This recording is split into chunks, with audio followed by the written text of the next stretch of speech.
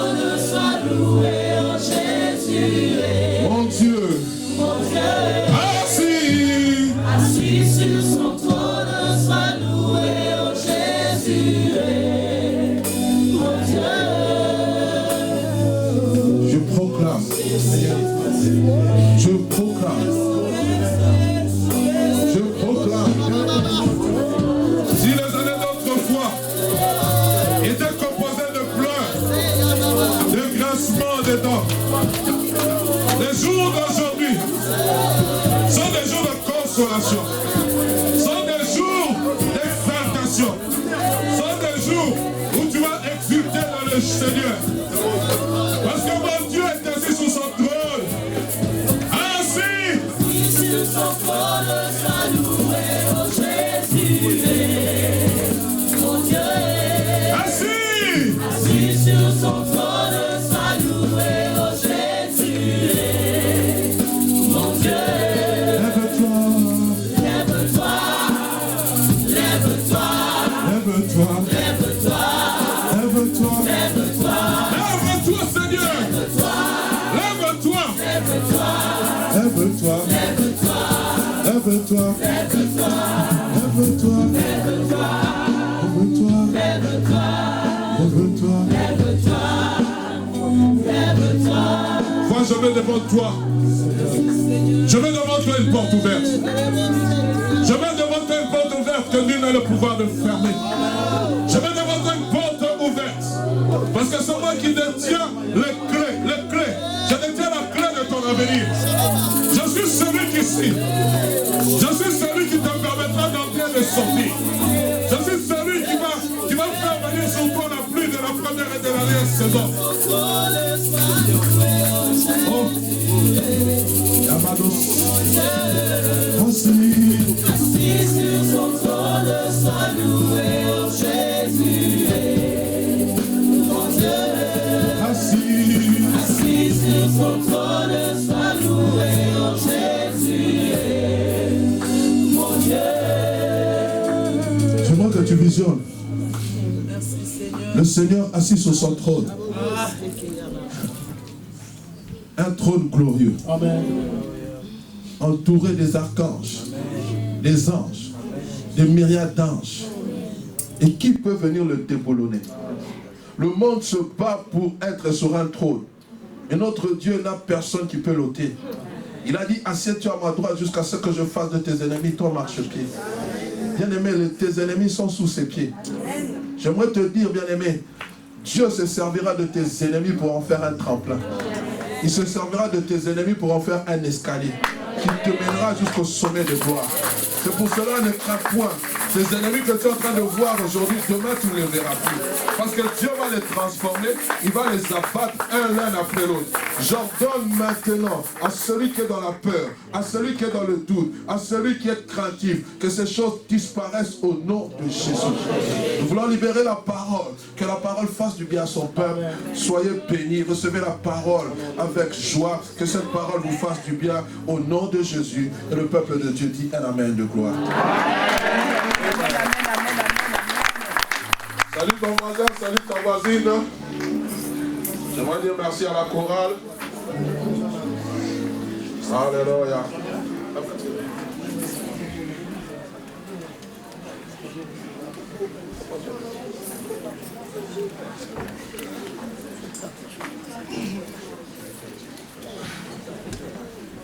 Alléluia.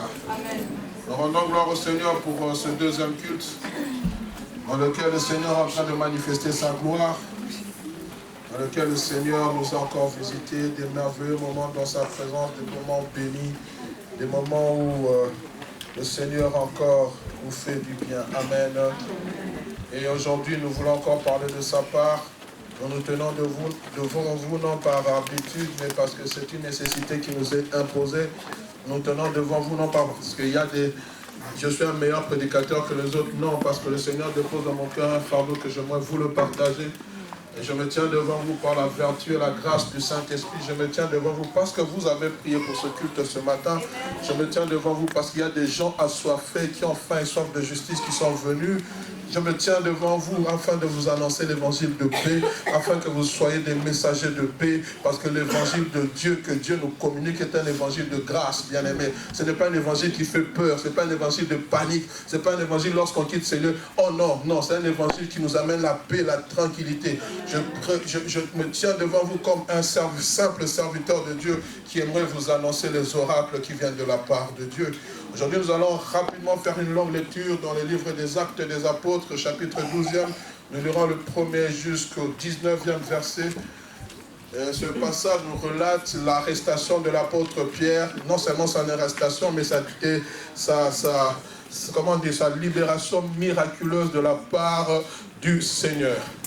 Acte chapitre 12, verset 1er, la Bible dit ceci: vers le même temps, le roi Hérode se mit à maltraiter quelques membres de l'Église. Et il fit mourir par l'épée. Il fit mourir par l'épée Jacques, frère de Jean. Voyant que cela était agréable aux Juifs, il fit encore arrêter Pierre. C'était pendant les jours de pain sans levain. Après l'avoir saisi et jeté en prison, il le mit sous la garde de 4 escouades, de 4 soldats chacune, avec l'intention de le faire comparaître devant le peuple après la Pâque. Pierre donc était gardé dans la prison et l'Église ne cessait d'adresser pour lui des prières à Dieu. La nuit qui précéda le jour où Hérode allait le faire comparaître, Pierre, lié de chaînes, dormait entre 2 soldats et des sentinelles devant la porte gardaient la prison. Des sentinelles devant la porte. Mais remettez-moi ce passage. Devant la porte gardaient la prison. Ils étaient devant la porte. Et voici l'annonce du Seigneur survint et la lumière brilla. Une lumière brilla dans la prison. L'ange réveilla Pierre en le frappant au côté en disant: lève-toi promptement. Les chaînes tombèrent de ses mains. Et l'ange lui dit: mets ta ceinture et tes sandales.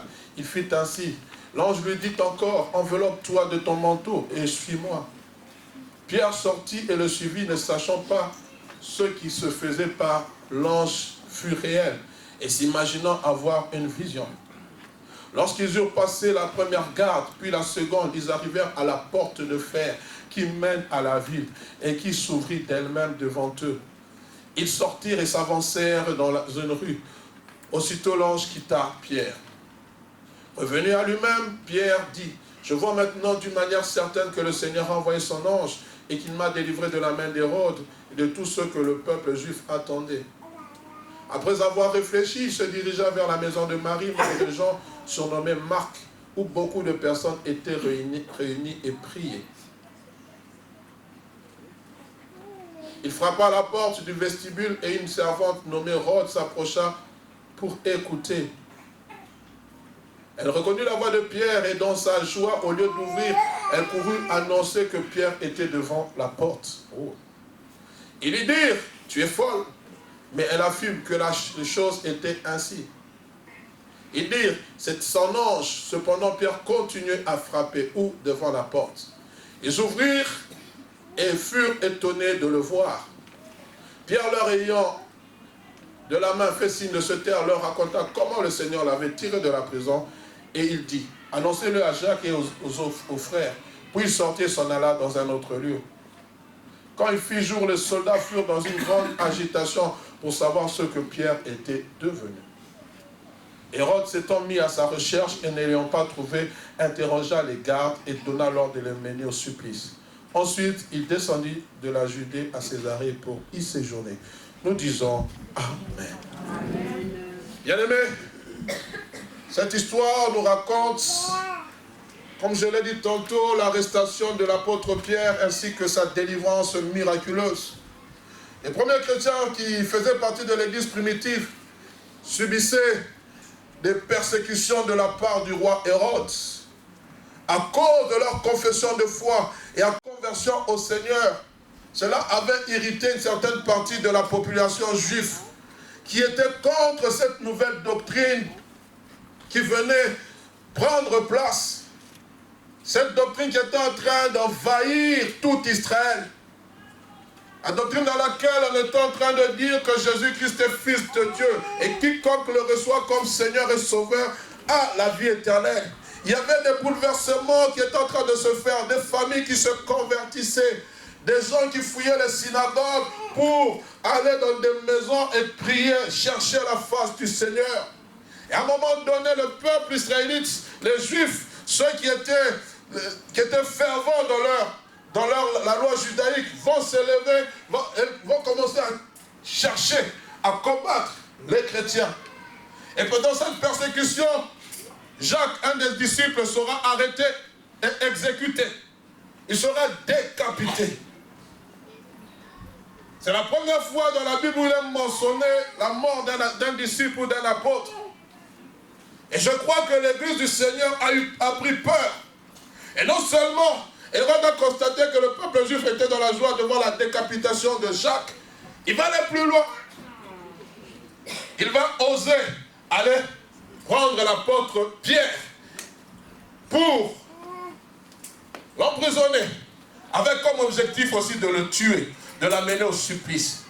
Mais il avait oublié une chose. Un jour, Jésus-Christ a dit, je te dis, toi tu es Pierre, et sur cette pierre je bâtirai mon église, et les portes de séjour de mort ne prévaudront point contre elle. Il était dans la joie. Mais c'était la période de Pâques Pascal. On ne pouvait pas le tuer. Hérode attendait que la Pâque puisse passer pour exécuter Pierre. D'abord l'amener dans un soi-disant tribunal pour le juger et l'exécuter ensuite. Amen. Pierre, bien-aimé, c'est cet apôtre qui, le jour de la Pentecôte, avait osé témoigner Christ. Et plus de 3000 personnes se sont données à Jésus. C'est ce premier disciple qui a été envoyé chez un païen, alors qu'il était interdit à l'époque, un juif, de côtoyer un non-juif. Dieu, à travers une vision, va lui montrer une nappe remplie d'animaux impurs. Dieu va lui dire, tue et mange. Pierre va refuser. Il va dire, comment pourrais-je manger des choses impures? Et Christ lui dira, qui te dit d'appeler ce qui est pur, ce que moi j'appelle, ce qui est impur, ce que moi j'appelle pur? En réfléchissant sur cette vision, Dieu avait envoyé Corneille avait envoyé de ses serviteurs pour prendre Pierre et aller. Il va entrer chez ce païen, il va annoncer l'évangile. Corneille va se convertir à Christ, sera baptisé d'eau et sera baptisé par du Saint-Esprit. Et c'est là que l'évangile a pénétré chez les premiers païens. Alléluia. C'est ce même Pierre, bien-aimé, qui avait déjà goûté à la prison. Lorsque vous lisez Actes chapitre 4, on nous parle de son arrestation, lui et son compagnon en champ. Ils ont été relâchés sous une condition, l'interdiction de prêcher Christ. Mais cette interdiction ne va pas les empêcher à continuer, car ils savaient en qui ils avaient cru. Mais cette fois-ci, alors que Paul est arrêté pour une seconde fois, son sort était scellé. C'en était fini avec Pierre. Il sera pris et jeté en prison, gardé sous banc d'escorte, composé de 16 gardes, divisé en 4 groupes. 16 gardes pour un seul homme. Pour vous montrer quelle influence il avait. Et la Bible, certains commentateurs disent ceci, que la garde était relevée après 3 heures de suite. Elle devait être relayée de peur que ces gardes ou ces soldats ne puissent être embrigadés ou emprisonnés dans cette nouvelle doctrine. On avait peur de les laisser en compagnie de Pierre. Parce que Pierre, bien qu'il était enchaîné, sa bouche n'était pas enchaînée. Il parlait, il témoignait Jésus-Christ. Et sachant l'ardiesse qu'il avait, sachant le zèle qu'il avait, on s'était dit non, il faut qu'on puisse changer après chaque 3 heures. Et après 3 heures, il y avait une autre garde qui venait. Après 3 heures, il y avait une autre, jusqu'à ce qu'il soit exécuté. Bien-aimé, le thème de mon message de ce dimanche midi est celui-ci. La porte, virgule, s'ouvrira d'elle-même devant toi. Amen. La porte s'ouvrira d'elle-même devant toi. C'est cette expérience qu'a fait l'apôtre Pierre. Mais avant d'ouvrir cette porte, avant que cette porte s'ouvre, nous voudrons comprendre.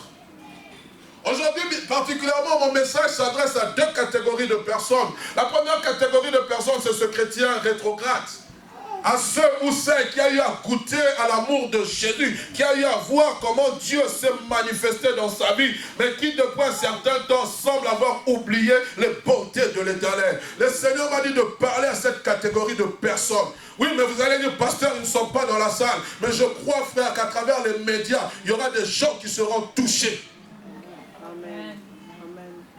Et puis vendredi, j'ai eu à prier pour ce culte. C'est vrai, je prie, mais j'ai prié différemment. Parce que le Seigneur m'avait mis à cœur une personne qui n'est pas là. Mais je suis en train de prier pour elle. Parce que le Seigneur est en train de le réclamer. Une personne qui a appelé au ministère. Une personne qui sait que Dieu l'a appelé au ministère. Mais elle est en train de fuir Dieu.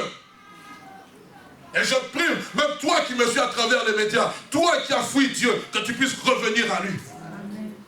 La deuxième catégorie de personnes, je m'adresse à ce chrétien en proie au doute. À ce chrétien qui se pose des questions, à ce chrétien qui est incertain. Oui, on a parlé, on proclame la lettre de la porte ouverte, mais il ne croit pas que c'est pour lui. Cette personne ne croit pas que Dieu peut faire une intervention miraculeuse dans sa vie. Cette personne dit c'est pour les autres, ce n'est pas pour moi. Cette personne se dit ce n'est pas, Dieu peut visiter d'autres personnes, mais pas moi.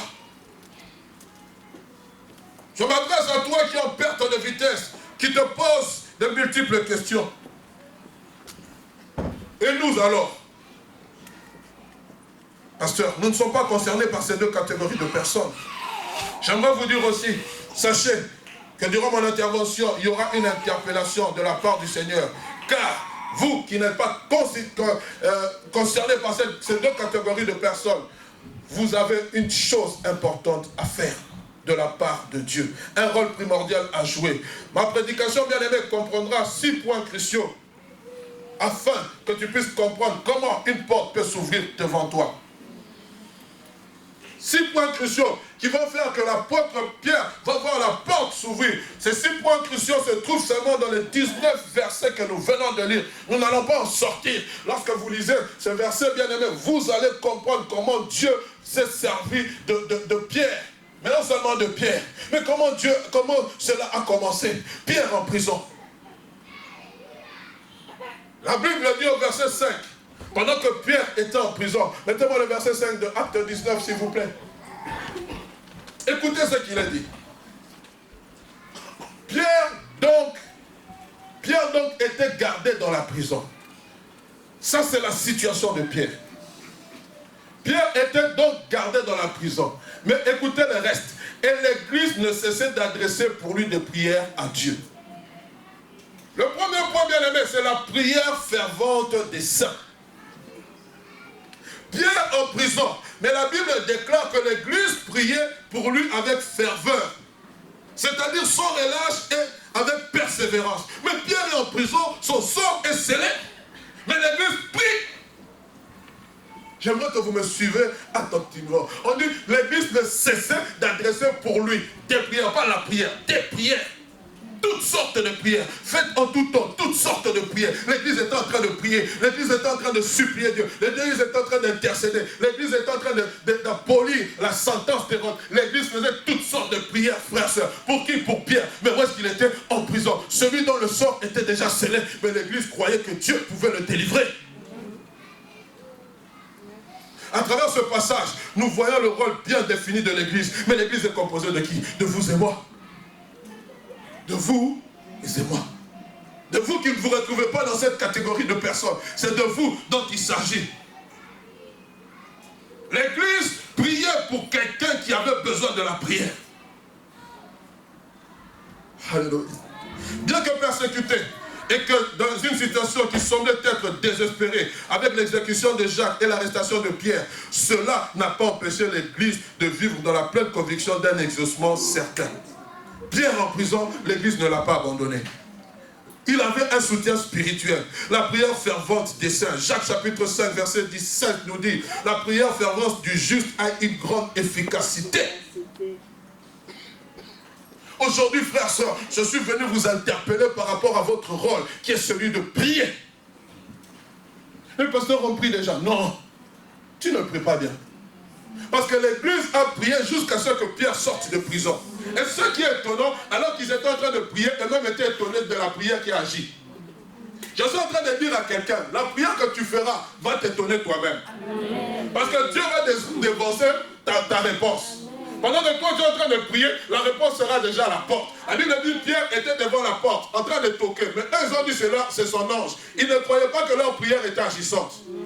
Cette année 2017, je l'avais dit, Dieu va t'étonner, frère, parce qu'il va agir avec accélération. Alors que toi, tu penses que la réponse viendra dans 20 jours, dans 10 jours, toc, qui est là? C'est la réponse. Non, mais moi je n'attends pas maintenant, mais moi j'étais dévancé. Pourquoi? Parce que c'est l'année de la porte ouverte. Et lorsque la porte ouverte, elle est déjà là, c'est l'année d'un boulevard. Et lorsqu'il y a un boulevard, frère, il n'y a pas de feu de stop. Tu es en train de foncer.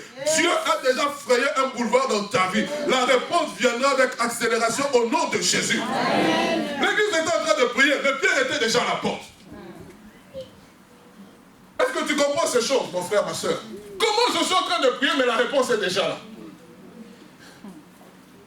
Alléluia. C'est ça le rôle de l'église, frères, sœurs. Le verset 19 et 20 de livre de Jacques 5 dit ceci. Mes frères et sœurs, si quelqu'un parmi vous s'est égaré loin de la vérité et qu'un autre l'y ramène, qu'il sache que celui qui ramènera un pécheur de la voie où il s'était égaré sauvera une âme de la mort et couvrira une multitude de péchés. Combien de fois, bien aimés, nous, Église, nous abandonnons nos frères et sœurs à leur triste sort? Combien de fois? Combien de fois nous, Église, frères, sœurs, nous devenons indifférents? Combien de fois, frères, sœurs, nous laissons nos bien-aimés aux mains des loups rafisseurs dans une indifférence la plus totale? Combien de fois nous nous relâchons par rapport à un cas qui semble être impossible à nos yeux? Combien de fois? Combien de fois, frères, sœurs, tu as commencé à intercéder, tu n'es jamais arrivé à la fin? Combien de fois on a parlé du projet, tu as commencé à dire, Seigneur, je vais commencer à mettre des genoux sur terre. Mais à un moment donné, tu es fatigué. Imaginez, frères, sœurs, que l'église qui est en train de prier pour Pierre, à un moment donné, allait relâcher. Qu'est-ce qui se serait passé?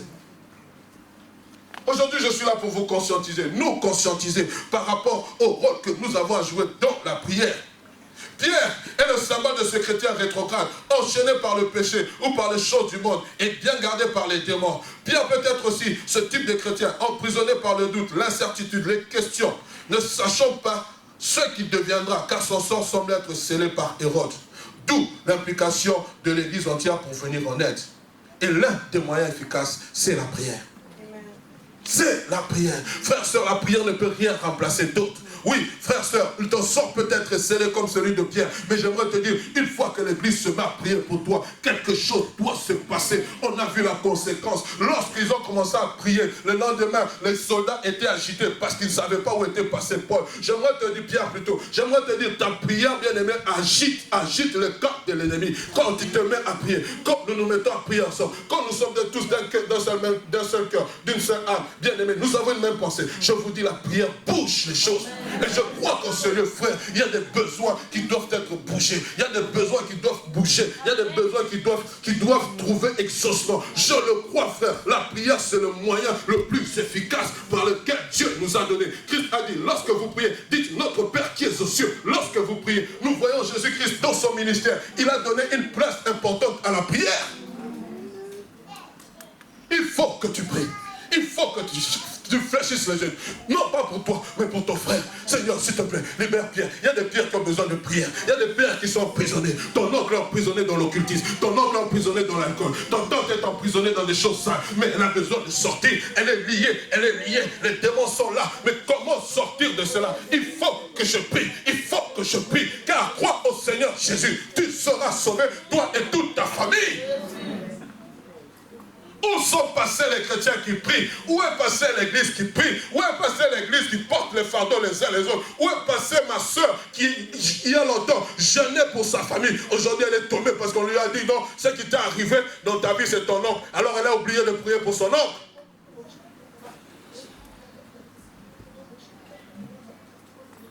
Le jour du 31 décembre, permettez-moi de me parler. Je ne savais même pas me tenir sur ma jambe droite. J'avais mal à la jambe. Pour ceux qui étaient là. 5 minutes, c'était trop, je devais m'asseoir. Mais j'ai vu des gens prier pour moi.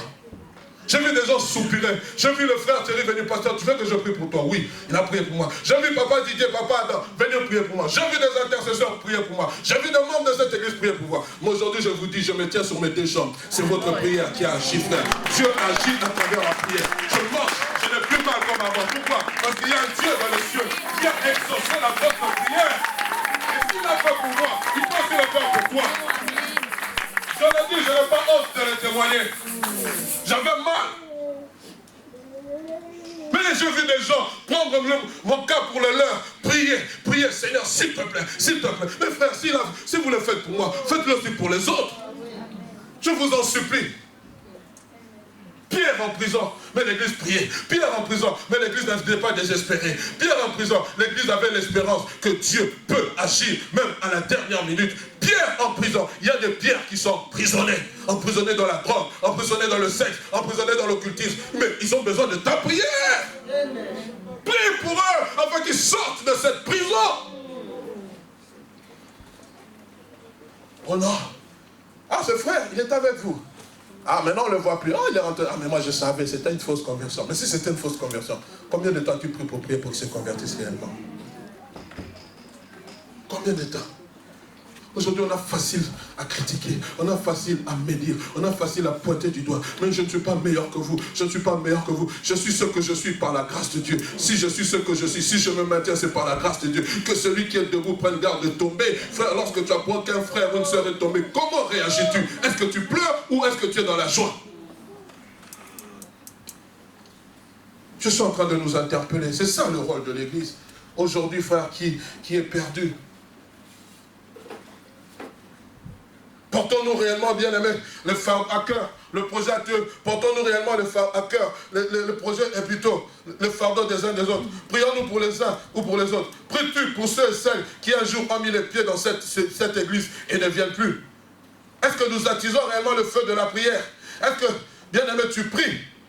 La prière, bien-aimé, ramènera un cœur égaré auprès du cœur du Père Céleste. La prière changera la situation d'une personne. Par la prière, les âmes sont sauvées. Par la prière, le faible devient fort. Prions, bien-aimés, les uns pour les autres. Je suis en train de vous parler de la prière. Je suis en train de vous parler de cette arme efficace que Dieu nous a donnée, qui peut changer le destin de ton mari, qui peut changer la destinée. Bien-aimés, la prière fond la main rouge en deux. La prière te fait traverser le Jourdain. La prière te fait renverser le muraille de Jéricho. La prière te fait ouvrir les écluses des cieux pour envoyer 3 lépreux aller prendre dans les camps de Samarie la nourriture dont tu as besoin. C'est par la prière. C'est par la prière, frère, soeur, que tu peux vaincre les traits enflammés de l'ennemi. C'est par la prière, frère, soeur, que tu peux déchirer les cieux. C'est par la prière, ma soeur, que la stérilité devienne fécondité. C'est par la prière que le boiteux marche. C'est par la prière que l'aveugle voit. C'est par la prière que le malade est guéri. Je te parle de la prière. Je ne te parle pas d'une autre chose. Tu dois prier. Mais je dois prier qui? Jésus-Christ. Revenons à la prière. C'est pour cela que Dieu m'a mis à cœur, durant ce mois de février, nous devons créer une chaîne de prière. Avec différents cas. Nous allons vous expliquer à la fin du culte. Je crois, frère, que si nous nous mettons ensemble, il y a des choses qui vont bouger. Tu comprends, mon frère, ma soeur? Toi qui, depuis longtemps, tu n'as pas vu de la porte ouverte, l'Église va prier pour toi, afin que la porte s'ouvre. L'Église va prier afin que les choses changent. L'Église va prier afin que ton statut change. L'Église va prier.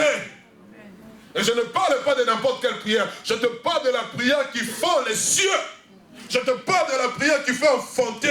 Je te parle de la prière. Lorsque tu es en train de prier, tu sens les douleurs de l'enfantement. Durant le mois de février, il y aura une maternité spéciale. Bien-aimés, où ceux et celles qui seront au rendez-vous vont enfanter ce que Dieu les a promis au nom de Jésus. Je te parle de la prière.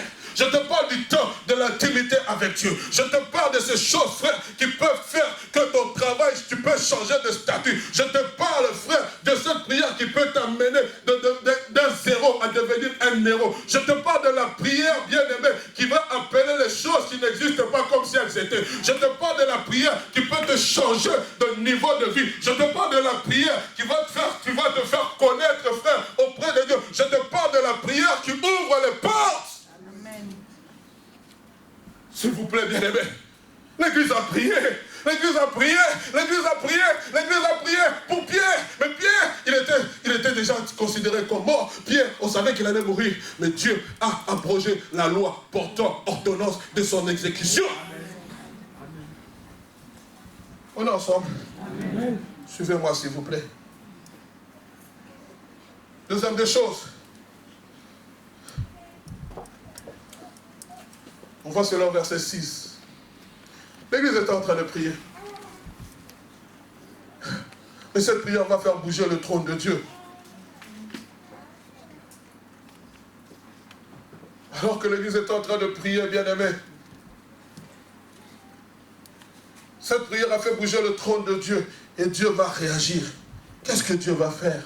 La nuit qui précéda le jour où Hérode allait se faire comparaître, Pierre, lié de 2 chaînes, dormait entre les soldats et les sentinelles devant la porte de la prison. Verset 7. Mais voici un ange du Seigneur. La prière crée un voici. Un ange du Seigneur. Dieu va réagir à la prière de l'Église. Dieu va réagir à nos prières. Dieu va bouger, faire bouger. La prière qui fait bouger le trône de Dieu fait réagir Dieu. Il va débrancher son émissaire. Un envoyé spécial.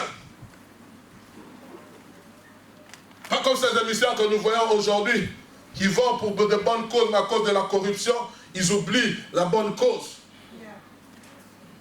Je parle d'un bon émissaire, un ange qui est incorruptible. Et cette deuxième intervention, cette deuxième chose, j'appelle cela l'intervention divine par un ange. Il va dépêcher son émissaire, un ange qui va apparaître à Pierre pour le délivrer et le conduire hors de la cellule.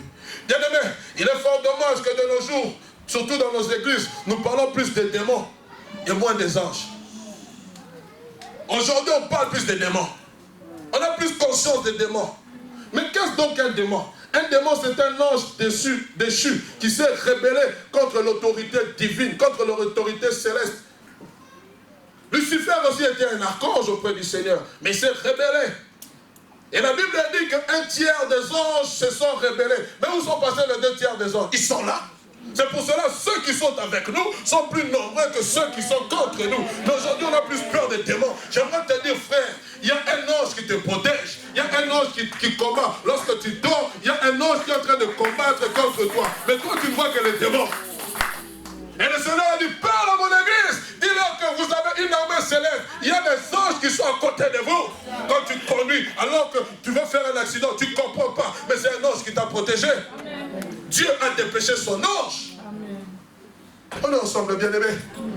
Hébreux chapitre 1er, verset 14 nous dit clairement, ne sont-ils pas tous, parlant des anges, des esprits au service de Dieu, envoyés pour exercer un ministère en faveur de ceux qui doivent hériter le salut? Donc je sais, tel que je suis en train de prêcher là, j'ai un ange, il est là avec moi, il me protège. Je n'ai pas besoin de le voir, j'ai besoin de croire qu'il est avec moi. Je sais que lorsque je marche, il y a l'ange qui me protège, il y a les anges qui sont en train de m'entourer, comme l'apôtre, le prophète Élisée avait prié, alors que son serviteur doutait. Il a dit, ceux qui sont avec nous sont en plus nombre que ceux qui sont contre nous. Il a dit, Père, ouvre-lui les yeux pour qu'il voie. Et lorsqu'il a ouvert les yeux, la Bible dit qu'il a vu une myriade d'anges qui entouraient Élisée.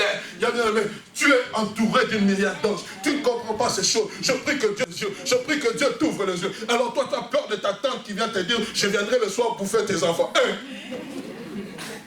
Impossible. Avant de matin, alors tu l'ange qui me garde. Tu comprends ces choses? Il y a un ange qui veille sur mes enfants. Parce que moi, je ne peux pas veiller dessus. Quand je prie, l'Éternel dépêche son ange protecteur. Il y a un ange qui veille sur ma femme, qui veille sur mes avoirs, qui veille sur ma santé, qui veille sur tout. Je ne sais pas si tu es en train de comprendre. Je suis en train de te parler du ministère des anges. Nous devons bien aimer en parler. Au mois de mars, je donnerai une étude biblique sur cela. Parce que nous devons comprendre quel est le rôle des anges. La Bible dit qu'ils ont été envoyés pour exercer leur service, leur ministère, leur service auprès de ceux qui doivent hériter le salut. Qui sont ceux qui doivent hériter le salut? C'est l'Église. C'est l'Église. Et je suis content parce que dans les cieux, les anges ne chantent pas. Quand j'invoque le nom de l'Éternel, Dieu envoie son ange, comme il l'a envoyé pour Daniel, alors que Daniel était en train de prier. L'ange de l'Éternel est apparu. Pourquoi, frère, soeur? Il y a aussi des anges messagers. Il y a aussi des anges qui viennent, frère, pour te délivrer. On est ensemble, bien-aimés. Luc chapitre 22, verset 43. Alors que Jésus-Christ est en train d'agoniser à Gethsemane, il est en train de prier alors que le supplice de la croix était proche. La Bible dit, alors un ange lui apparut du ciel pour le fortifier. Je comprends aussi qu'il y a des anges qui sont là pour nous fortifier. Ils viennent te fortifier. Tu es dans le vrai. Continue. Tu comprends, frère? Ce n'est pas parce que tu traverses par la vallée de l'ombre de la mort, tout est fini. Non, il y aura un ange qui est avec toi. Même c'est Jésus-Christ, alors que le diable est venu le tenter. Écoutez ce qu'il a dit dans Matthieu chapitre 4, verset 11. Alors le diable le laissa. Et voici des anges vinrent auprès de Jésus et le servaient. C'est qui? Le Fils de Dieu avait aussi besoin des anges. Tu comprends? Oh non, pasteur, parler des anges, ce sont des choses... ce sont des choses astrales. Ce n'est pas astral, c'est spirituel. Et nous en parlerons pour comprendre, frère, que les anges ont un rôle.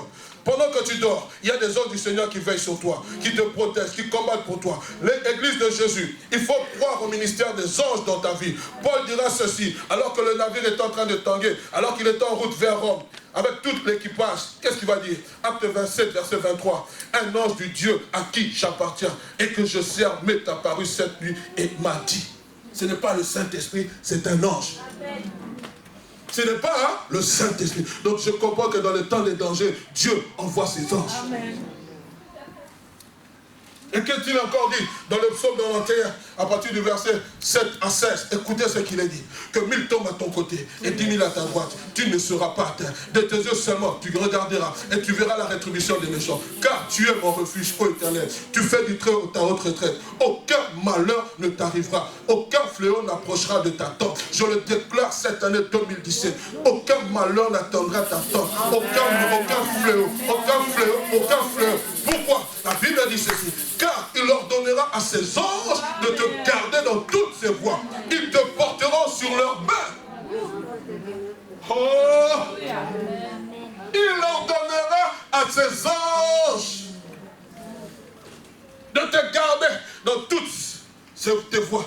Ils te porteront. Pourquoi ils te porteront? Écoutez la suite. De peur que ton pied ne heurte contre une pierre. De peur que ton pied ne heurte contre une pierre. Tu es tellement précieux aux yeux de Dieu que Dieu est prêt à envoyer ses anges se sacrifier pour toi. Tu fouleras, et écoute, tu marcheras sur le lion et sur l'aspic. Tu fouleras le lionceau et les dragons. Puisqu'il m'aime, je le délivrerai. Je le protégerai, puisqu'il connaît mon nom. Il m'invoquera et je lui répondrai. Je serai avec lui dans la détresse et je le délivrerai et je le glorifierai. Je rassasierai de longs jours et je lui ferai voir mon salut. Voilà ce que Dieu a fait avec Pierre. Il lui a envoyé son ange pour le délivrer. Alors toi qui ne crois pas au ministère des anges, sache que la porte ne pourra pas être ouverte. Parce que Dieu, lorsqu'il voudra envoyer un ange, tu diras non, c'est un démon. Non, c'est son ange. C'est vrai que le diable se déguise en ange de lumière, mais tu dois différencier, tu dois reconnaître. On est ensemble, bien-aimés. La troisième des choses, rapidement. Nous le voyons au verset 7. Qu'est-ce qu'il va se passer? Il dira, lève-toi promptement. Et voici un ange du Seigneur survint. Une lumière brilla dans la prison. L'ange réveilla Pierre en le frappant au côté, en disant, lève-toi promptement. Et écoutez la suite. Les chaînes tombèrent de ses mains. Le troisième parti, ou bien aimé, le troisième point, c'est le réveil qui brise les chaînes. Amen. Le réveil qui brise les chaînes. Quand l'église est en train de prier pour un bien-aimé, même s'il est dans la distraction, l'ange de l'Éternel viendra le réveiller. Il viendra lui dire, mais tu ne sais pas qu'on intercède pour toi. Lève-toi, lève-toi. Il faut que tu te lèves, il faut que tu te réveilles. Je suis en train de parler à ceux et celles qui ont dormi, à ceux qui pensent que sa situation est scellée. Je suis en train de dire, réveille-toi, lève-toi. Bien-aimé, les chaînes vont tomber de soi-même. Lorsqu'il s'est réveillé, la Bible dit les chaînes tombèrent. Qui a délié les chaînes? Ce n'est pas un homme, c'est Dieu du haut des cieux. C'est la prière des saints, la prière des frères et sœurs qui a fait que les chaînes tombent. Je suis là pour dire, l'année 2017, ta prière va faire tomber les chaînes de tes amis. La prière fera tomber les chaînes de ta famille, les chaînes de l'occultisme. Si dans ta famille, on ne savait pas se marier, si dans ta famille, à l'âge de 40 ans, c'était une mort assurée, tu vas briser ces chaînes au nom de Jésus. Pourquoi? Parce que tu vas te lever. Tu vas te lever, tu vas dire ces choses doivent changer. Lève-toi promptement. Réveille-toi, toi qui dors. Oui, mais Pierre, il dormait avec les chaînes. Il dormait, mais l'église priait. Frère, tu es en train de prier pour quelqu'un. Quand tes genoux fléchissent, Dieu est en train de travailler. Dieu peut travailler dans les secrets, même sans que la personne ne le veuille. Je suis en train de prier maintenant, frère, pour un membre de ma famille qui se trouve dans une situation plus compliquée. Que l'ange de l'Éternel vienne le réveiller au nom de Jésus. Réveille, Seigneur, réveille. Comment dans ta famille, bien-aimée, on doit avoir des gens et de belles filles qui ne se marient pas. Et on trouve ça normal. Réveille-toi! Non, chez nous, ça a toujours été comme ça. Comment ça a été comme ça? Lève-toi. Lève-toi. Tu es un Pierre endormi. Mais Pierre, l'ange vient te réveiller. Réveille-toi. Lève-toi promptement. Réveille-toi. La Bible dit quoi? Il vient, il fait quoi? Il le frappant au côté. Le frappant. On dit frapper. On n'a pas dit on l'a secoué, on l'a frappé. Réveille-toi! Je dis cette année, c'est une année d'accélération. Les choses vont se passer rapidement. Amen. Rapidement. On n'a pas laissé le temps. Vous savez, quand quelqu'un dort, on le laisse d'abord le temps un peu de reprendre ses esprits. Non! Réveille-toi, lève-toi. Alléluia. Il va dire, lève-toi promptement. Qu'est-ce qu'il veut dire par là, bien-aimé? Tant que tu es endormi, tant que tu ne te lèves pas pour ta vie, tant que Dieu ne t'a pas secoué, tu vas subir le sort de Hérode et de sa garde. Réveille-toi, lève-toi, prends conscience qu'autour de toi, il y a un ange qui est là pour te secourir, pour te soutenir. Je m'adresse à toi qui pense que la porte ne pourra pas s'ouvrir d'elle-même devant toi. Dieu peut t'envoyer un ange pour te réveiller et te faire lever. Aujourd'hui, cet ange qu'il a envoyé, c'est moi. Je suis venu secouer quelqu'un. Amen. Je suis venu dire à quelqu'un, la vipère peut s'accrocher à toi, la vipère peut s'accrocher à toi, mais fais comme Paul, secoue. Secoue. Vous savez, frères et sœurs, lorsque vous lisez l'histoire de cette vipère, quand est-ce que la vipère est arrivée? C'est lorsque elle a été dans le feu. Le feu de la prière a fait sortir la vipère des broussailles. Et la vipère est venue s'accrocher à Pierre, à Paul. Mais Paul, qu'est-ce qu'il a fait? Il a secoué. Les gens s'attendaient à ce que Paul puisse mourir, mais ils ne savaient pas que Paul devait comparaître à Rome. Je suis en train de dire à quelqu'un, la vision que Dieu t'a donnée, personne ne pourra l'arrêter. Même pas la vipère, même pas la vipère. Parce que quand la vipère s'attache à toi, secoue-la. Secoue. On est en train de te critiquer, secoue. Ne reste pas t'attarder à te justifier. Secoue. Je ne peux pas m'attarder. Oh non, on l'avait vu, il a fait tic et tchac. Secoue. Continue ton chemin. Paul savait qu'il devait arriver à Rome. Les gens qui étaient avec lui, on dit, il va mourir. C'est sûr qu'il a connu un péché. La Bible dit, on s'attendait à voir sa mort. Si vous connaissez le verset, mettez-le moi, j'ai oublié. Mais le Seigneur m'a mis à cœur d'en parler. C'est dans le livre des Actes. On s'attendait à voir sa mort. Mais qu'est-ce qu'a fait Pierre? À un moment donné, excusez-moi, les amis, aidez-moi avec la climatisation, s'il vous plaît. À un moment donné, Pierre, Paul, ne mourrez pas. Ils vont changer le diagnostic. Ils vont dire sûrement, cet homme est un Dieu. Frères et sœurs, les gens qui s'attendent à ce que l'année 2017 tu puisses échouer, vont changer de pronostic. On verra ce que Dieu fera dans ta vie. Amen. Pourquoi? Parce que Dieu est avec toi. Si Dieu est pour nous, qui sera contre nous? Avez-vous trouvé ce passage, s'il vous plaît?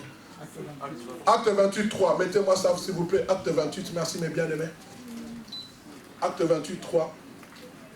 Voici, Paul ayant ramassé un tas de broussailles et l'ayant mis au feu, une vipère en sortit par l'effet de la chaleur. Voilà ce que la prière peut faire. Ça fait sortir les vipères. Frères, sœurs, je suis en train de prier cette année 2017 que tous ceux, les vipères qui sont dans cette église, vous allez sortir de vous-même par la prière au nom de Jésus.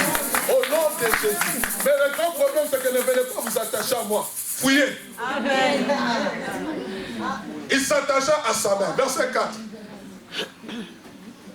Quand les barbares virent l'animal suspendu à la main, à sa main, ils se dirent les uns les autres, assurément cet homme est un meurtrier, puisque la justice n'a pas voulu le laisser vivre après qu'il ait sauvé, il a été sauvé par la mer. Verset 5. Paul secoua l'animal dans le feu et ne ressentit aucun mal. Continuez. Ces gens s'attendaient à le voir enfler ou tomber mort subitement. Mais après avoir longtemps attendu, on attendrait longtemps. On attendrait longtemps. Et même on se fatiguait. Voyant qu'il ne lui arrivait aucun mal. Quand Dieu ouvre une porte, quel mal peut t'atteindre? Écoutez, qui les a fait changer d'avis? Amen. Frère, ne cherchez pas à discuter cette année 2017. Oh non, blanc ou noir, laissez-les dans la confusion. Ils attendraient longtemps en disant que tu es blanc pendant que tu étais noir. Ils attendraient longtemps en disant que tu es noir pendant que tu étais blanc. Mais eux-mêmes changeront d'avis. Non, il était réellement blanc. Ils changèrent d'avis et dirent, c'est un Dieu. De meurtrier, il passe à Dieu. Vous êtes des dieux, mais pourtant vous mourrez comme des ignorants. Tu comprends ces choses, mon frère? On attendra longtemps. On ne te trouve pas dans les histoires de l'argent. On te dit, on va te trouver ailleurs. Vous attendrez longtemps. Moi, je suis déjà dans la porte ouverte, vous êtes en train de discuter. Et votre pasteur, là, qu'est-ce qu'il a fait? Qu'est-ce qu'il a fait? J'ai Dieu. C'est tout. Je n'ai pas touché, j'ai Dieu. Et si Dieu est tout est pour nous, qui sera contre nous? Frères, sœurs, Je suis en train de prier. Je vous dis, d'ici 2 ans, vous allez voir ce que Dieu fera dans cette église. Il y a des choses que Dieu est en train de préparer. Il y a un vent qui est en train de venir. Cette église va décoller d'une manière. Je crois, frère. Je crois que Dieu est en train de nous préparer à des exploits extraordinaires. Je ne me vante pas. Je dis ce que Dieu est en train de faire. Mais toi, laisse la vipère continuer ton chemin. Dieu va s'occuper d'elle. Je peux continuer? Sache que dans ce combat, frère, soeur, Dieu est au contrôle parce que l'église prie pour toi. Je suis en train de parler à quelqu'un. Tu as un projet pour l'année 2017. Même un projet, je ne sais pas de quoi. Viens, nous allons prier. Tu veux devenir bourgmestre. Viens, nous allons prier. Bon, ces choses, c'est pour eux. C'est pour nous. Nous sommes les héritiers du salut. Amen. Tu veux faire un commerce, viens, nous allons prier. Oh, ici on dit que si on est indépendant, c'est difficile. Frère, nous allons prier pour qu'il y ait même des rabais d'impôts. Dieu est capable. L'église qui prie. Si 2 d'entre vous s'accordent pour demander quelque chose à mon Père, s'il croit sans douter dans son cœur, la chose pour laquelle il prie leur sera donnée. Tu as besoin d'enfants, viens, nous allons prier. Oh mais pasteur, tu dis, je te dis viens. Frère, vous savez, laissez Dieu s'appeler Dieu. Je n'ai pas besoin de faire la publicité de Dieu. Dieu se fait sa propre publicité. En prière, Dieu lui a donné Samuel. Même Élie ne comprenait pas sa prière. Frère, il y a des prières même que le pasteur ne va pas comprendre. Mais que seul Dieu va comprendre. Parce que le langage que tu vas utiliser sera tellement différent que même moi je serai dans l'étonnement.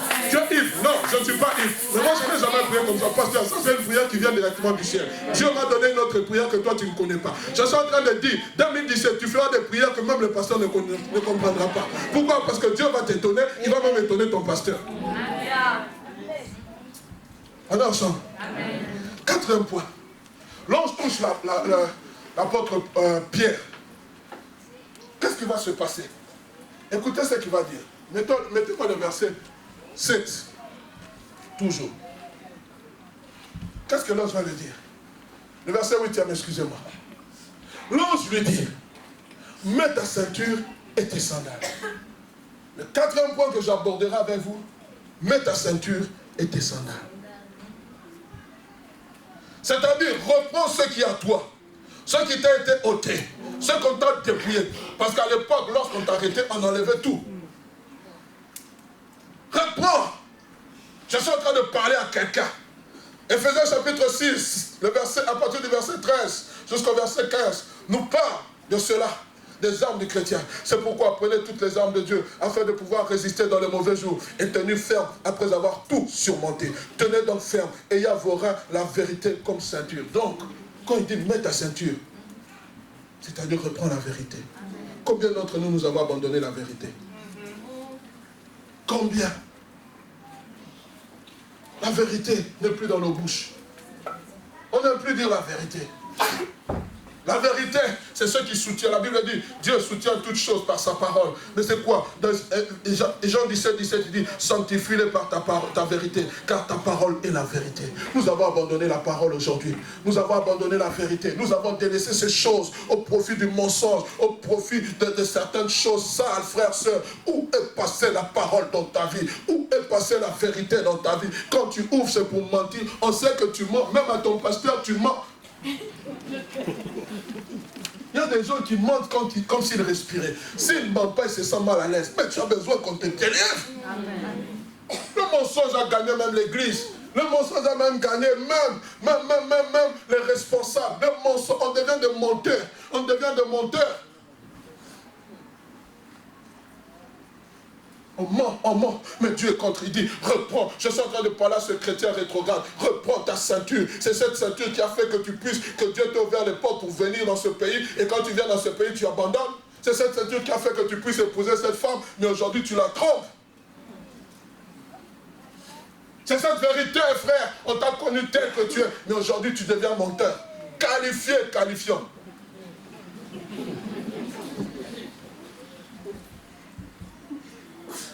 S'il vous plaît, bien-aimé, la porte ne pourra jamais s'ouvrir pour un menteur. Qu'est-ce que Dieu a dit? Dehors, Les menteurs. Dehors les menteurs. Nous aimons mentir. Pour rien, il faut mentir. Si je dis la vérité, tu étais où? Je mens. Tu étais où? Tu étais avec qui? Je mens. Tu étais je mens. Je mens. Tu gagnes combien? Je mens. Pour avoir un appartement, tu dois gonfler la fiche de salaire. Parlons de ces choses, frère. Tu gagnes 1200 €, tu vas écrire 1600.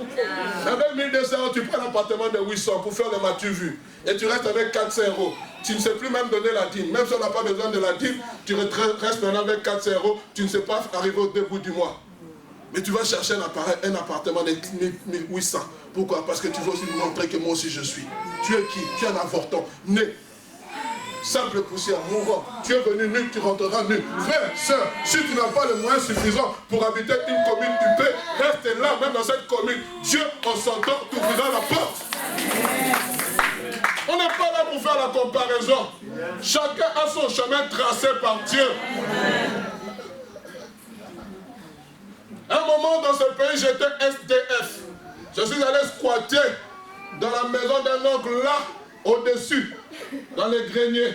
Quand il faisait chaud, il faisait chaud. Quand il faisait froid, il faisait froid. Mais cela ne m'a pas tué. Est-ce que je parle à quelqu'un? Arrête de gonfler la fiche de paye. Des choses comme ça, il faut fuir les chrétiens. Et c'est du mensonge? Ton CV, qu'est-ce que tu as écrit dessus? J'espère qu'il y a un Néderlande. Même pas un métier. Good.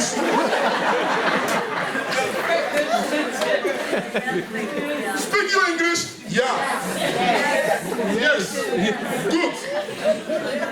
Quand on te demande qu'est-ce que tu cherches en anglais, tu ne sais même pas. Tu commences à gratter la tête. Je parle des choses qui sont réelles. Avez-vous un véhicule? Oui.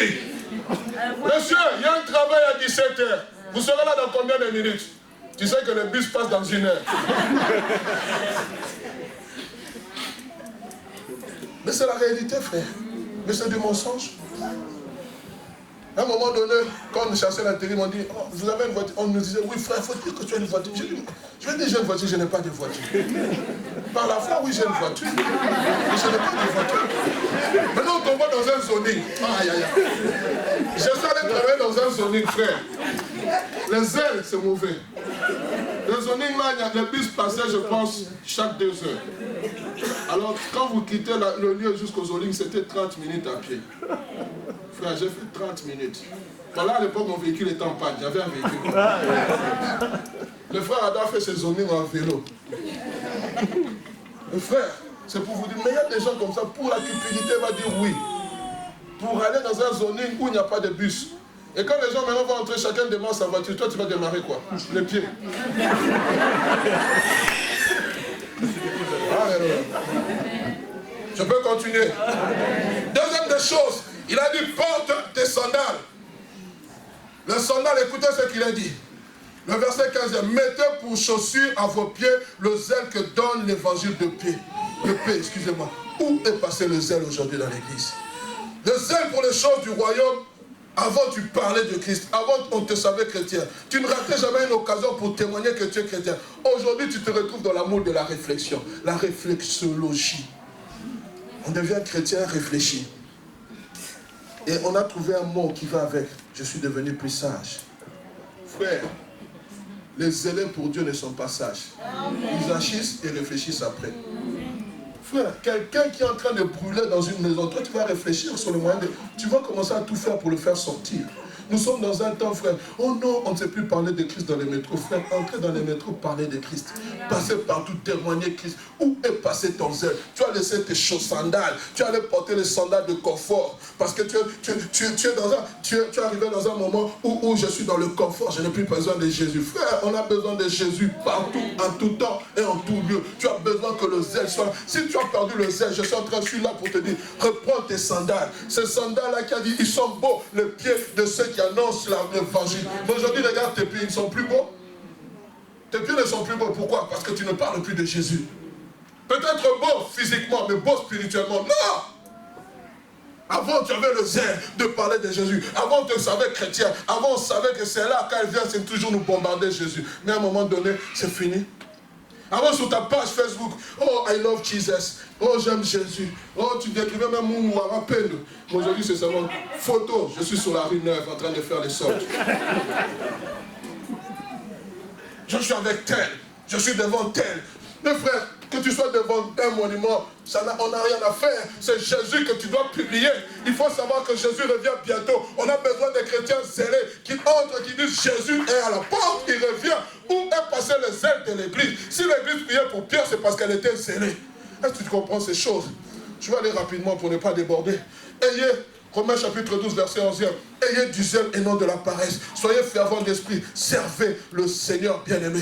Avant tu parlais avec assurance de Dieu. Mais aujourd'hui, tu commences à dire non, les choses de Dieu, laissons ça seulement à l'église. C'est seulement quand on vient dimanche qu'on sait qu'on est chrétien. Quand on sort, on laisse la tunique de chrétien, on devient comme tout le monde. Frère, tu n'es pas tout le monde. Tu es appelé à faire la différence. Tu n'es pas tout le monde. S'il te plaît, Dieu ne t'a pas mis à part. Dieu n'envoie pas son ange pour te secourir parce que tu es tout le monde. Si tu étais tout le monde, alors Dieu allait te laisser comme tout le monde. Mais puisque tu as du près à ses yeux, Dieu te veut.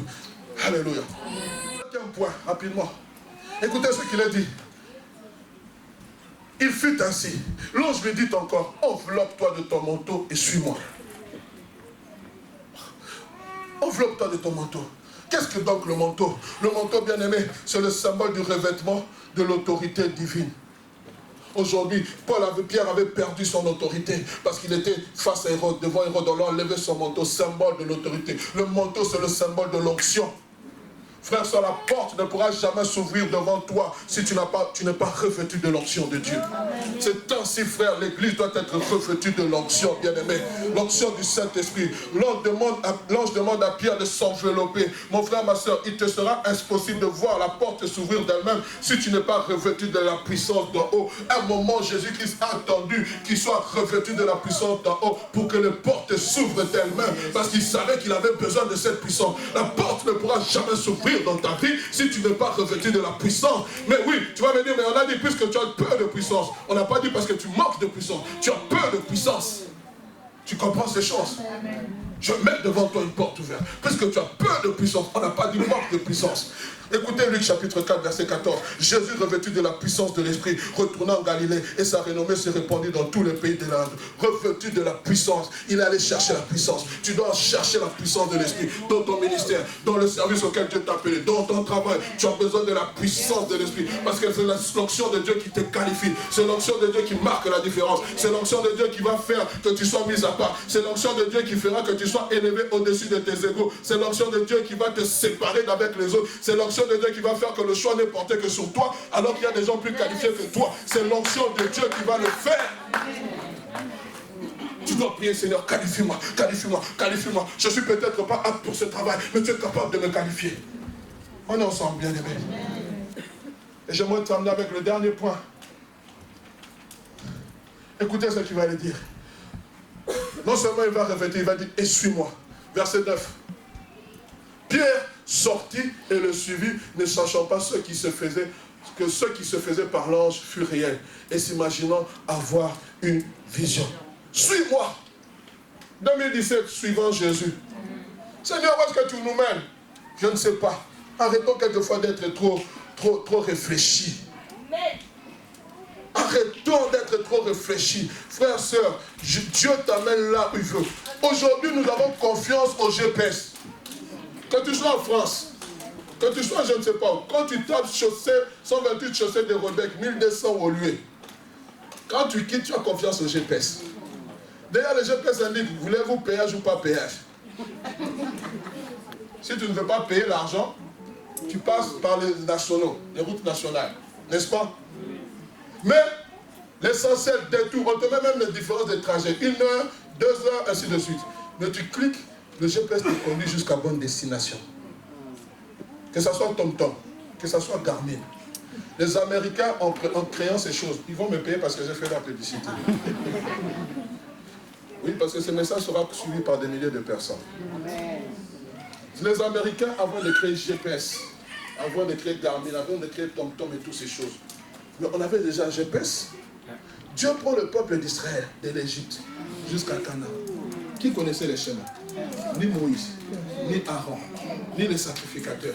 Aucun peuple. Mais la Bible dit qu'il y avait un GPS. La colonne de nuée, la journée, et la colonne de nuit, la colonne de feu, la nuit. Et quand la colonne s'arrêtait, tous s'arrêtaient. Mais c'est le GPS. Dieu est un GPS spirituel. Il est celui qui va te conduire à bon port. Suis-moi. Où est-ce que je vais? Je ne sais pas. Tout ce que je sais, c'est que j'arriverai à bon port. Si il me dit même demi-tour à droite, je le fais. Pourquoi? Parce que je sais que j'atteindrai mon but. La Bible dit, ne sachant pas ce que se faisait par là, il va le suivre à l'aveugle, frère, sœur. Ne te pose pas de questions, obéis. C'est ce que fit Pierre. Il pensait avoir une vision. Mais comme c'était comme s'il était dans le nuage, mais c'était la réalité. Frère, sœur, j'aimerais te dire, l'année 2017, tu vas penser être dans un rêve. Mais tu ne rêves pas, c'est la réalité. Pourquoi? Dieu va t'anesthésier. Tu vas penser dormir. Vous savez, quand on est sous anesthésie, on a comme l'impression qu'on dort, on somnole. Mais tu vas dire, est-ce qu'on mon père ou on mon père parle? Je ne sens aucune douleur. Dieu va faire une transformation dans ta vie, tu ne sentiras rien. 2017, j'ai écrit, tu penseras que ce que tu vis n'est qu'un rêve, mais c'est en fait une réalité. Psaume 126, verset 1er. Cantique des degrés. Quand l'Éternel ramena les captifs de Sion, nous étions comme ceux qui font un rêve. Dieu, à travers son ange, te fera triompher. Et la conséquence, tu verras la porte qui sera obligée de t'ouvrir. Pierre, il était là. Il va seulement comprendre, il va rien faire. Il va dire, est-ce que c'est l'imagination, c'est une vision? Même le verset 10. Rapidement, on doit clôturer. Verset 10e. Lorsqu'ils eurent passé la première garde, écoutez, puis la seconde. La première garde était composée de combien? 4 soldats.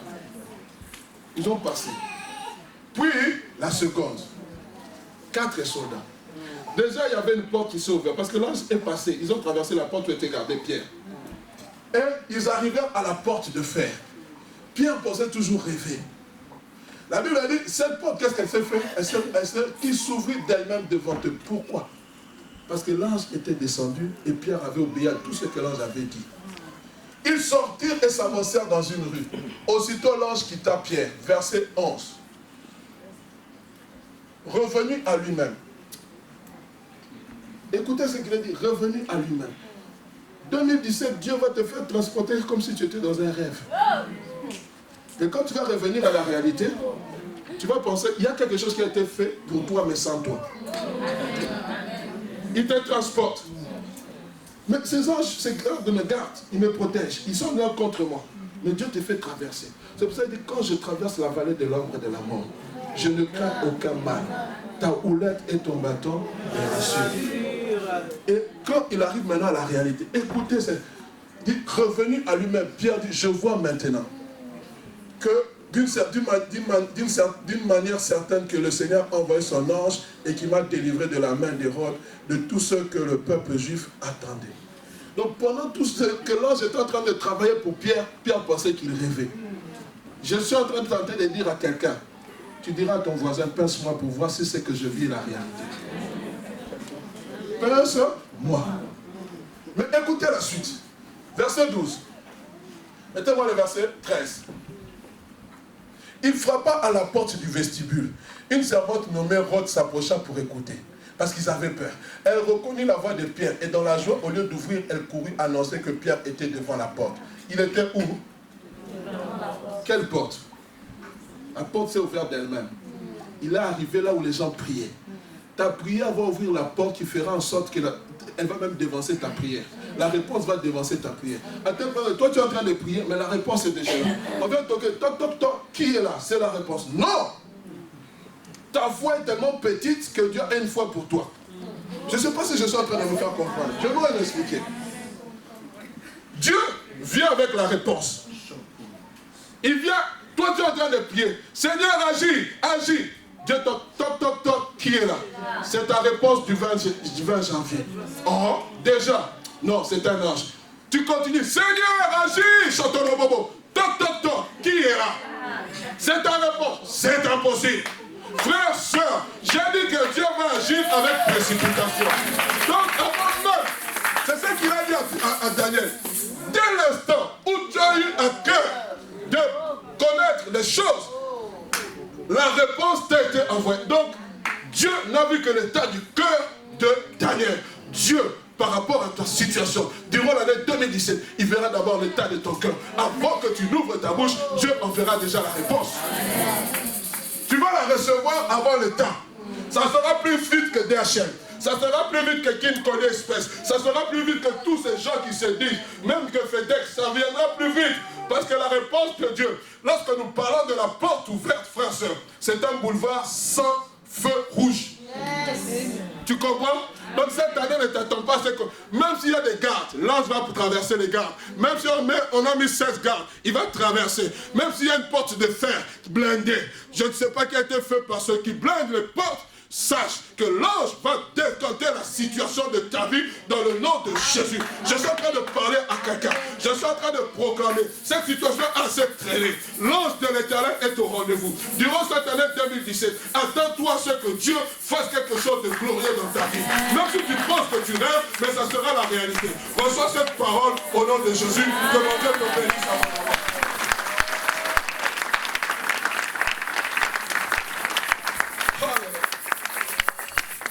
Il y a une puissance dans le nom de Jésus qui brise les chaînes, qui brise les chaînes, qui brise les chaînes. C'est ce que nous allons chanter. C'est ce que nous allons chanter.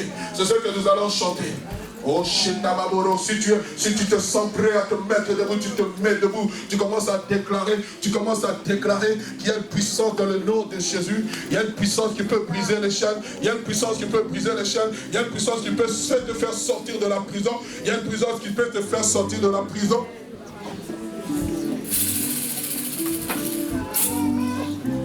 Il y a une puissance.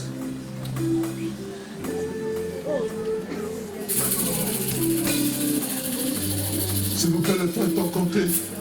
Il y a une puissance dans le nom de Jésus. Lève-toi.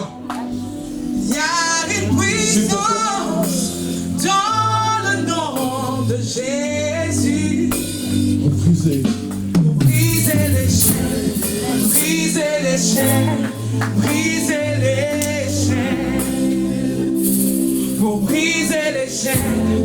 Briser les chaînes, briser les chaînes. Il y a une puissance dans le nom de Jésus. Il y a une puissance dans le nom de Jésus. Pour briser les chaînes, briser les chaînes.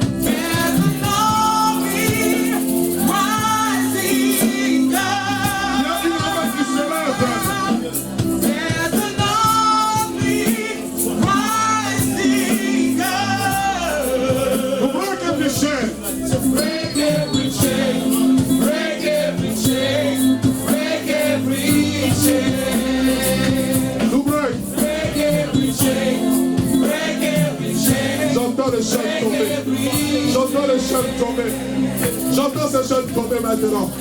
J'entends ces jeunes tomber. Les jeunes sont en train de tomber. Les jeunes sont en train de tomber. Et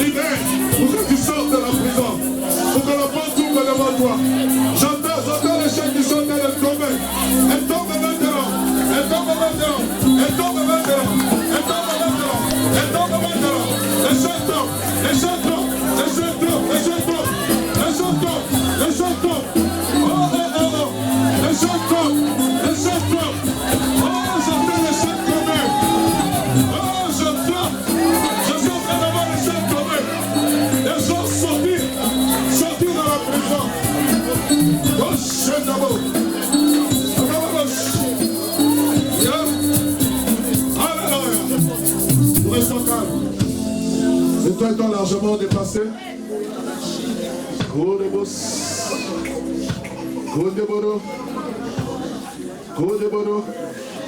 Tu reçois au nom de Jésus maintenant ta délivrance. Tu reçois au nom de Jésus, tu reçois. Tu reçois. Tu reçois ceux qui te lient, ceux qui t'empêchent de suivre l'arche, ceux qui t'empêchent de suivre la voie du Seigneur.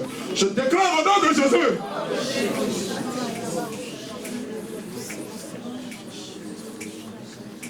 L'église de la mort. Ainsi parle le Seigneur. C'est le temps de ton élévation. C'est le temps de ton élévation. C'est le temps de ton élévation. Attends-toi à des grandes choses. Avant que Dieu ne puisse t'élever, il va te purer. Il va te peser, il va te purer, il va te peser, il va te faire passer par le feu du brisement. Il va te purer, il va te briser, il va te purer, il va te briser, il va te purer. Le feu du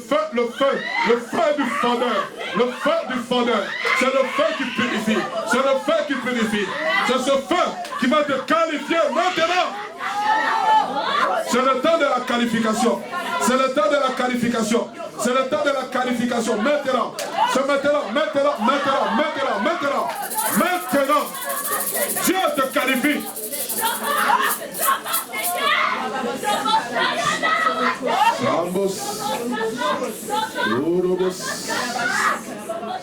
Seigneur, nous bénissons ta parole maintenant. Nous bénissons ta parole. Nous bénissons ta parole. Nous bénissons ta parole. Nous bénissons. Dieu sait qu'il sait ce qu'il va faire de cette parole. Cette parole sera connue. Cette parole sera annoncée. Cette parole sera suivie. Cette parole va toucher même ceux qui ne viennent pas à la borne. Cette parole va visiter, va transcender les océans. Cette parole touchera, visitera un bien-aimé. Cette parole va guérir un malade. Je suis en train d'être convaincu. Dieu est en train de dire, cette parole va guérir. Et elle est en train de guérir maintenant. Elle guérit maintenant. Elle guérit maintenant. Elle guérit maintenant. Elle guérit maintenant.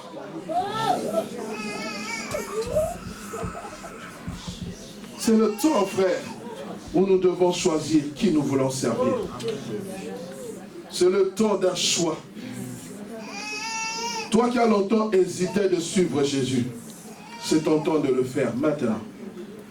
Soyez bénis au nom de Jésus. Amen. Amen.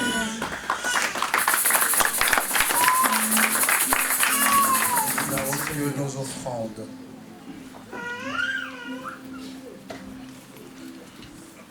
Père, notre prière ce midi est que tu puisses bénir ces offrandes, ces dîmes que nous allons déposer dans ce panier. Souviens-toi, Seigneur, de nos familles, de nos projets. Nous nous attendons, Seigneur, à ton action.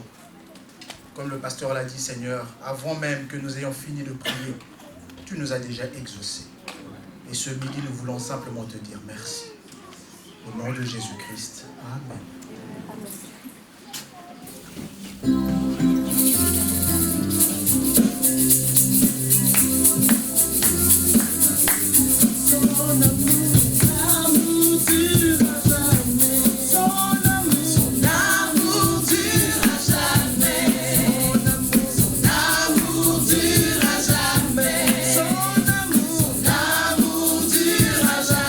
Chantons,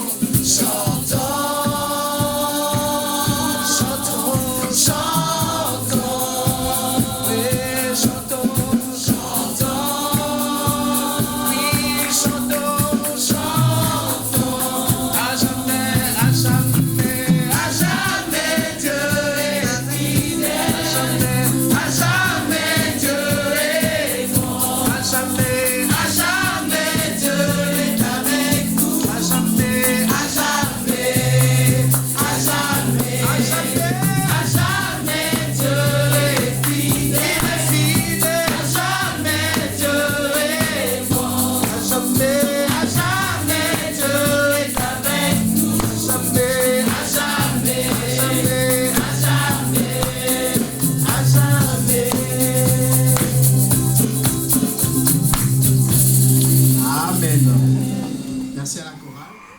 Nos vies ne dépendent que du Seigneur, frère. Sans Jésus, nous ne sommes rien. Ta vie a besoin de Jésus. Ta vie a... Jésus te veut. Je ne sais pas pourquoi j'insiste dessus. Jésus veut se servir de ta bouche. Le Seigneur me met à cœur que dans cette assemblée, il y a des chantres de l'Éternel qui chantent. Il y a des chantres. Et le Seigneur me met particulièrement à cœur 2 sœurs. Il y a longtemps, vous avez servi Dieu dans l'exercice du chant. Mais depuis un certain temps, vous l'avez laissé, vous l'avez abandonné. Dieu vous réclame. Il veut vous faire tirer, comme il a tiré Pierre de la prison. Il veut vous sortir de là. Parce que vous avez été corrompus par le bien de ce monde. Mais Dieu vous réclame. Et vous savez que je parle de vous. Ne partez pas à la fin. Voyez-moi, je prierai pour vous. S'il vous plaît, 2 sœurs, 2 jeunes sœurs. Père, s'il te plaît. S'il te plaît. Nous voulons nous préparer à ta rencontre. Nous voulons nous préparer à ta rencontre. Nous voulons revenir auprès de toi, Père. Nous voulons avoir une église qui prie les uns pour les autres, qui allume le feu du réveil, qui prie, Père, afin que le feu tombe du ciel et consume, que les portes des prisons s'ouvrent et que l'Éternel soit notre dirigeant. Je vous invite, bien-aimés, à venir ce vendredi. Ce vendredi, le Seigneur me met comme à cœur le terme l'implication. Ouvriers, vous qui êtes présents, votre présence est nécessaire. Le Seigneur veut qu'on puisse s'impliquer dans son travail. Il veut que nous puissions tous être d'un commun accord, travailler pour lui. Allons dans la paix du Seigneur, dans sa sécurité, au nom puissant de Jésus. Amen. Amen. Que mon Dieu vous bénisse abondamment. Saluons-nous les uns les autres avec un large sourire.